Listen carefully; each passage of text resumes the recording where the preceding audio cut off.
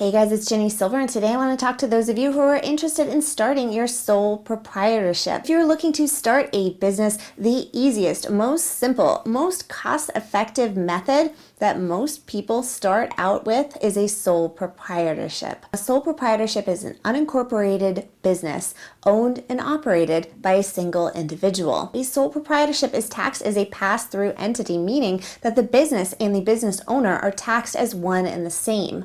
As such, a sole proprietorship does not separate business assets and personal assets. In the future, as your business grows, it may make more sense for you to transition into another type of business, such as an LLC. But because sole proprietorships are fast, easy, and cost-effective to set up, they are extremely popular as the first type of business entity that an individual may start with. Now, if you are self-employed, you are automatically defaulted to a sole proprietorship. Nothing specific needs to be filed in order to create a sole proprietorship for yourself. However, any business entity, including sole proprietorships, will have a series of licenses, fees, and permits that they are required to file and pay depending on their city, county, state, and industry. Now, many who want to undergo starting their own business are confused and overwhelmed at exactly where to start and which steps they must follow. So I'm going to walk you through a step-by-step of exactly how to get your sole proprietorship up and running. The first thing you're going to do is you're going to go to the website CalGold, calgold.ca.gov. On CalGold, you are able to enter in your city and your industry. CalGold is going to generate for you a list of permits, licenses, and other things needed in order to form a legal business entity in your industry, your city, and your county. In addition to that, there are also addresses, phone numbers, and links for exactly where you can obtain those permits and licenses. The first thing that you're going to need to do is going to be to obtain a business license, which is also known as a business tax certificate. Next, you'll need to decide what business name you'll be operating under. As a sole proprietor, you are allowed to operate under your first and last legal name without filing any additional paperwork. But if you are not using your first and last legal name exactly as it appears, then you will need to file what's known as a fictitious business name statement, also known as a doing business as statement. This is also known as a DBA. Now, most county clerk recorder's offices will require you to publish your new business name in a local newspaper that they have on their pre-approved list. When you file your DBA, if you are required to publish it in a local newspaper, the office will provide you with instructions as well as a list of approved publications. The next step will apply to some but not all sole proprietors. If you plan on selling tangible products, then you will be required to obtain a seller's permit, unless you are selling your tangible products through the use of a marketplace facilitator. Now, a marketplace facilitator is a third-party company. The marketplace sells your products and collects and remits the sales tax. Sales tax is required to be remitted to the CDTFA.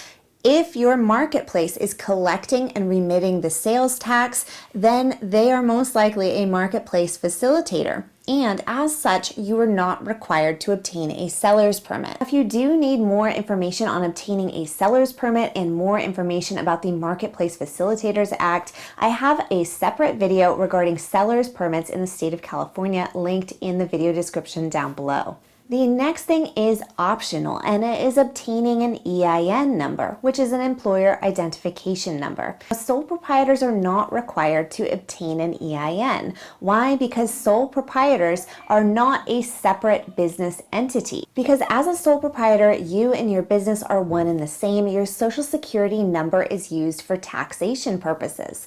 Now, if you plan to have employees in the future, or if you prefer to use an EIN number on business documents as opposed to your social security number, then you may obtain an EIN number. Getting an EIN number is fast, free, and easy. Do not pay a third party to obtain an EIN number. In the video description, you will find the link on exactly where you can obtain your EIN.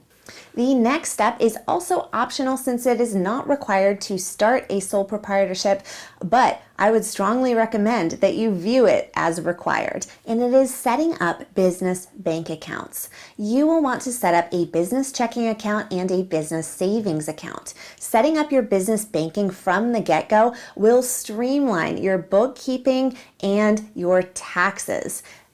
All of your business expenses should be paid for using your business checking account. No personal expenses should be used with this account. Having everything taken out from this business checking account from the get-go is going to simplify things in your record keeping and come tax time.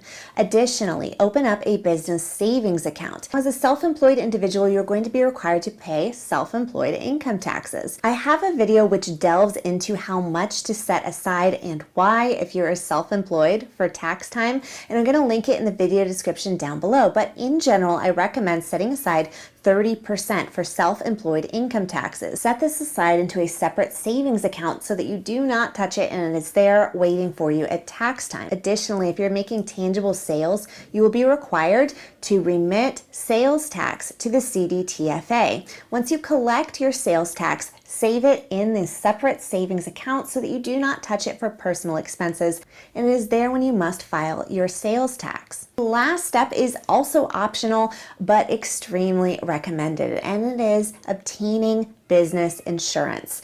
If you have any sort of equipment that is required in order to perform your job, I strongly recommend that you get it insured. Getting your equipment insured means that if something is damaged or broken and it's essential to performing your job, you will be able to get it replaced quickly, easily, and at little to no cost. In addition to equipment insurance, you should also hold general liability insurance if you are a business that works directly with clients.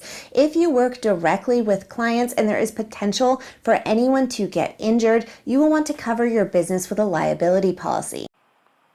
Now, for those of you who are not in the state of California, the majority of my subscribers are Californians, and since this video is tagged as how to start a sole proprietorship in the state of California, most of you are in the state of California, but I know that oftentimes many people come looking for answers regardless of the state.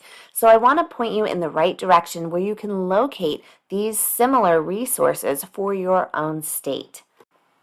In the video description, you will find a link to locate this information in other states. Scroll down the list on the IRS website, click on your state, and under the Doing Business in the State section, go ahead and click on Business Licenses and Permits. That's going to take you to your own state information on exactly how to start a business or a sole proprietorship. Okay, you guys, I hope that was helpful. Please click like, subscribe, and leave me a comment down below.